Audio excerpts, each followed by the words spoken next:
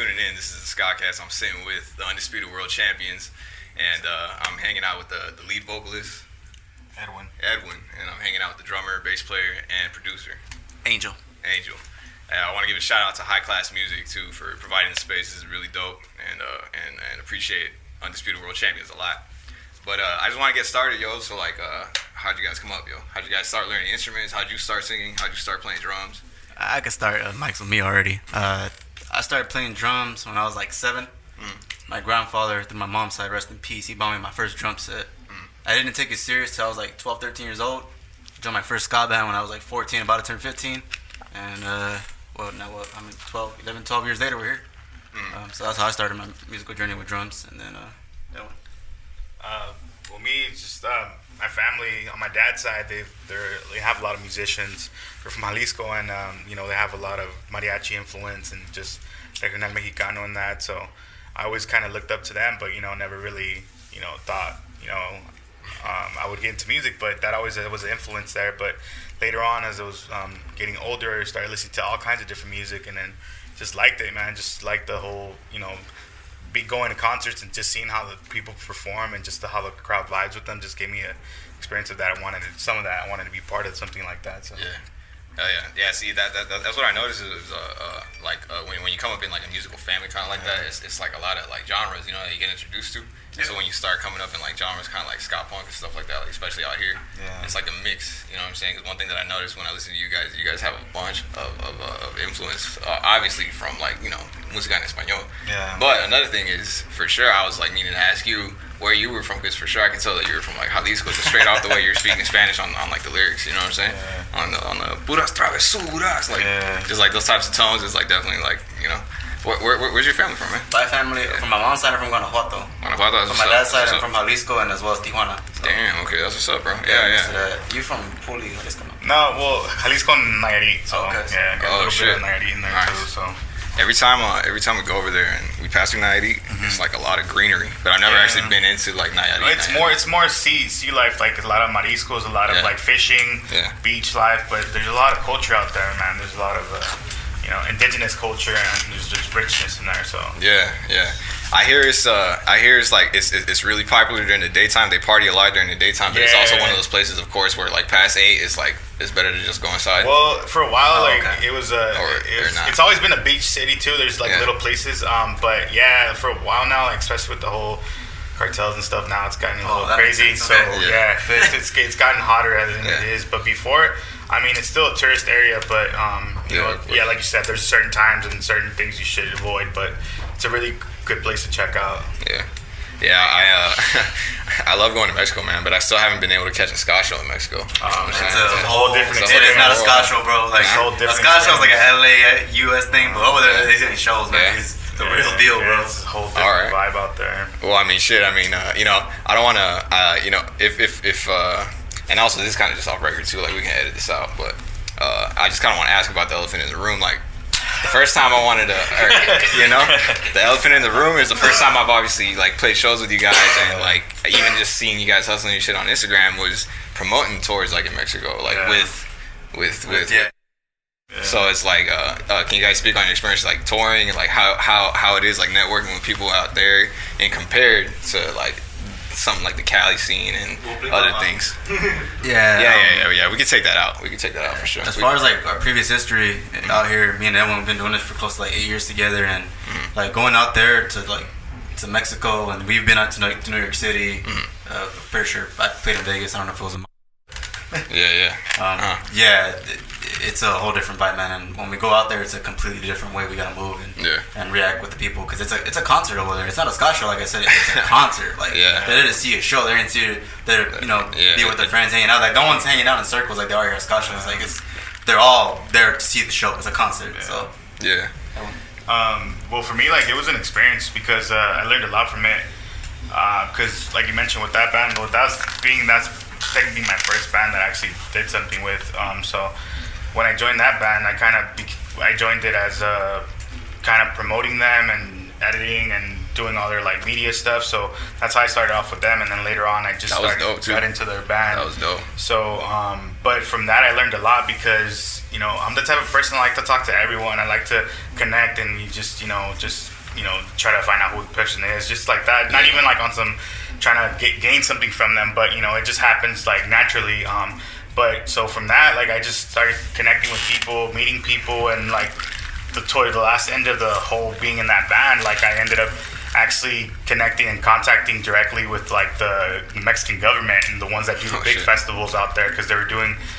We played like in Palacio de Deportes, and that's like run by Ocesa, which is like this big ass like promotion company. It's like Live Nation but bigger, because they're backed up by the government and like financial like companies and everything. So it's a big little. So like I was emailing back and forth and doing all this stuff. So it was like a big experience. So I kind of learned experience from like kind of booking, and even the New York one too. I was on top of that. So like I learned how to do all that stuff. So kind of applying it to this band too, I mean, we're doing it together, so I mean, hopefully, when we actually try to go out there, because we want to go out there, I can apply that too, and just, get some shows out there, because for sure we can get shows out there, like, no problem, It's just like that, sometimes, when it's an upcoming band, it's like one of those things that you can't get, like, big show right away, but I mean, it's up there, it's a possibility, so just gotta gain that traction. So have you guys always been like kind of like the back end people in terms of like just like the way you approach things creatively? Like, well, for me, I mean, for what I've taken it, I mean, and I think everybody's like that here. We all do DIY. It's better to have the control in your hands, and be able to from what and just learn. It's better to learn from your mistakes than to have somebody tell you what to do and not want to do what you want to do. So everything, we have that freedom and control of everything, and I feel like we've always had that DIY. So merch, music, designs, everything. It's better to do it because you don't want nobody to be telling you what to write about, what to sing about, what to how to look and how to act and who not to talk to. So it's just that vibe. You just want to be yourself. So what I noticed too about like more just ska bands like in like the Cali areas, they haven't really approached the whole social media way.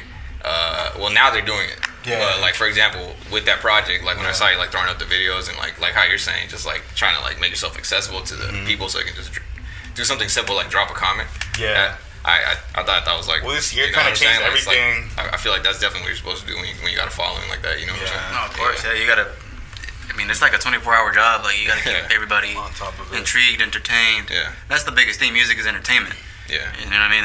And no matter what, even if we're not here, people are going to be entertained somehow. So you got to be able to, at least if you're going to be in that space, be able to bring it and stand out. That's the biggest thing. So pretty much UWC is going to do some crazy-ass Mexico tours once it goes back to normal. Yeah, man. Like crazy, man. We're out of here. Got a willing, that's like we love LA. We bleed LA. We're everything LA, but...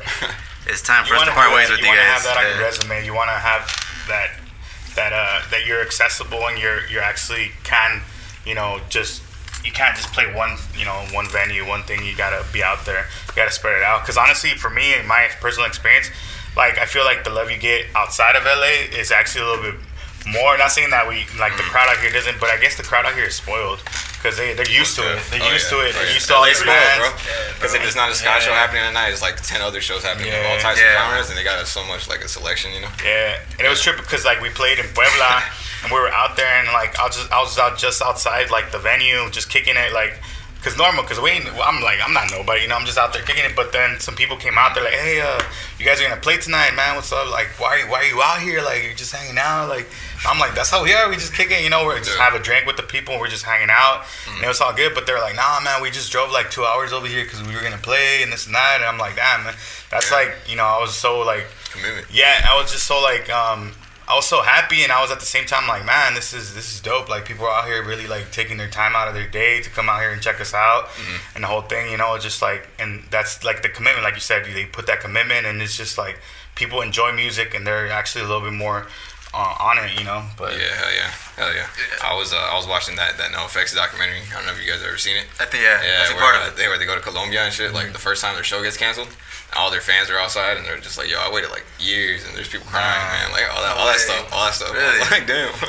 But yeah, man. No, but I mean, I feel like in different places where maybe like the music is like kind of like coming from an outside culture is more like appreciated in terms of like the artistic approach. You know what I'm saying? Yeah. And especially when there's like bands from their own hometowns that come out. Because I just talked to a band called Los Overlines. They're from Monterrey. And they've been getting like mad love like since like forever, and yeah, like they kill it, dude. Monterrey is a whole nother beast too. Like that place out there has a lot of culture too, a lot of music, a lot of unity out there. There's a lot of great bands coming out of over there, and you know, it's a dope place.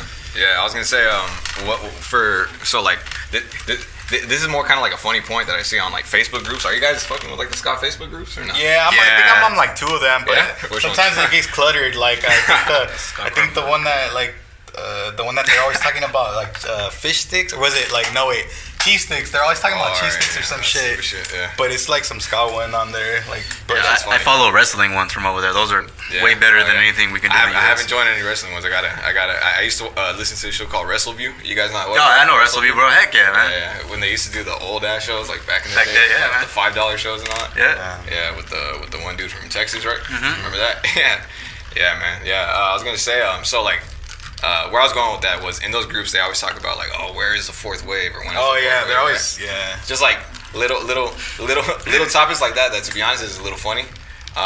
Just coming from like the ska scene in Cali, because like there's so much like new ska like that's so different from like what is considered like third, second, or first.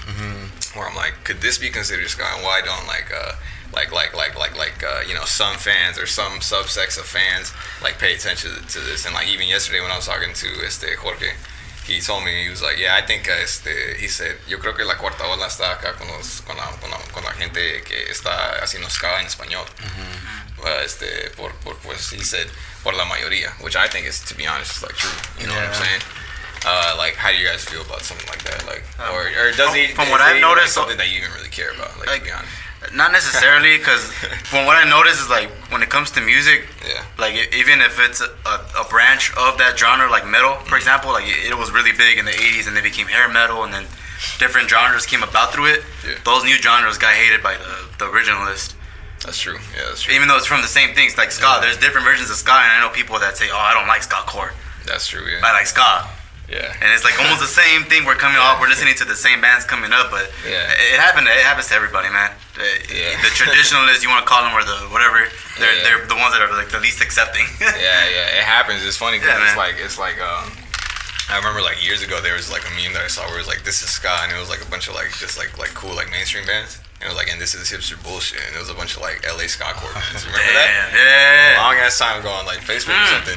Yeah. Yeah, man. It's like somebody shared it on like on I don't know what it was, but it was like a page that like it was like clearly like not like fucking with like Spanish ska. You know what I'm saying? It was, I don't know. I don't remember what it was on Facebook, and it was just like a big. And then the post after is just the checkerboard unity. Yeah, probably. Probably. Yeah, probably. But I think in Cali especially, like we have a lot of influences from different types of music.